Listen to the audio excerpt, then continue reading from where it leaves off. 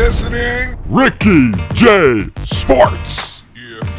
Hey, what's going on, everybody? This is your Fight Camp coach, Ricky J from Ricky J Sports, and in today's Fight Camp video, we are going to be looking at takedown defense.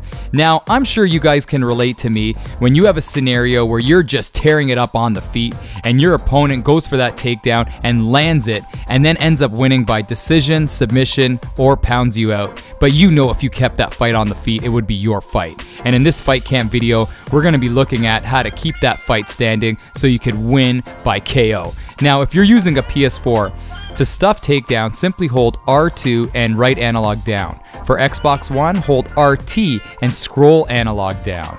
And if you keep that fight on the feet, you can finish it and do whatever you want because it's your fight.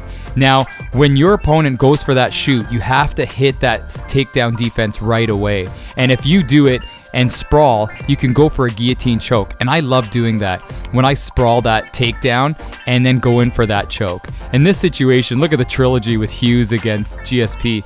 GSP playing it safe like he always does. He doesn't want to overcommit by trying to go for a submission. So he takes the backside right there, and then you can go in for some serious strikes and maybe even end the fight. If your opponent rolls, then you can work your ground game, which is awesome.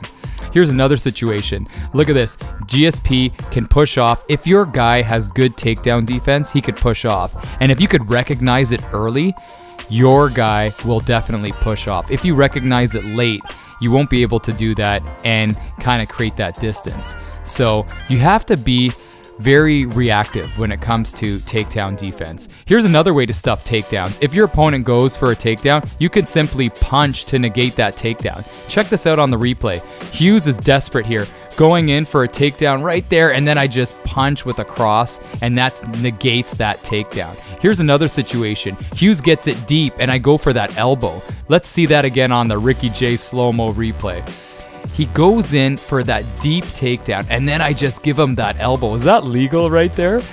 And then I negate it that way. That's kind of like a risky way to kind of stuff the takedowns. But if you see your opponent going in for a leg, and they don't do that animation that you're stuffing the takedown, hit the punch button, and you may even elbow your way out of it.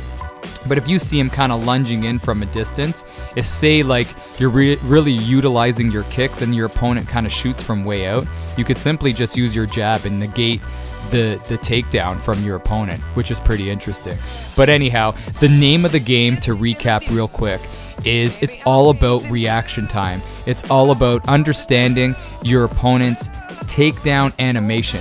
Because if you know that your opponent leads with his left leg and then kind of shoots forward, or leads with his right leg, whatever you think or whatever you see your opponent doing as a takedown attempt, hit that takedown defense button and you will definitely stuff that takedown. You have to be quick.